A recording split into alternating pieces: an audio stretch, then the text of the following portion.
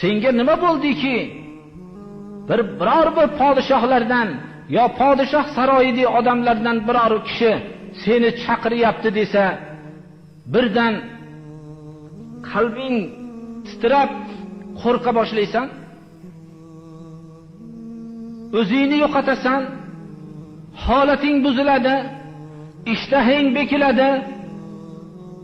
Biror bir odamning gapi qulog'ingga kirmay qoladi. Eng muhim odamlaring ham senga muhim emas bo'lib, hozir o'zim bilan mashg'ulman deysan.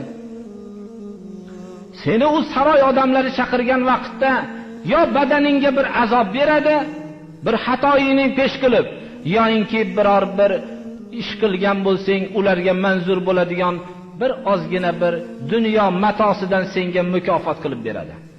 Shunga chaqiryapti degan xabarni eshitishing bilan shunchalik qaltirab, ozgina jazo uchun qaltiraysan, yoinki ozgina bir matoyi dunyodan olishlik uchun shuncha qaltirab holating buziladi.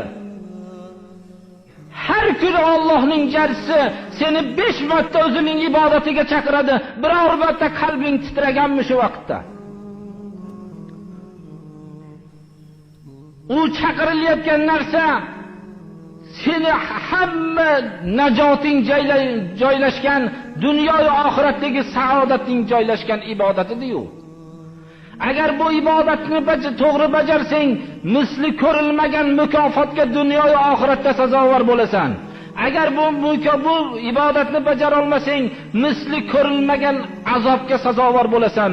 Mana shunday bu chaqiruv jiddiy chaqiruvga hayotingda biror marta qalbing titraganmi? Allohu akbar, Allohu akbar, ashhadu an la ilaha illalloh deb hayya ala solah namozga kelgin, hayya alal falah najotga kelgin degan vaqtda qalbing bir titraganmi? Shunchalik buyruq, jiddiy buyruqqa qalbing titramasdan hayotda bir saroy odamlarining chaqiruviga qo'rqib qalbing titragan bo'lib, shunday yashashliging o'zi Allohning huzuridagi jinoyatingga kifoya qiladi deydi.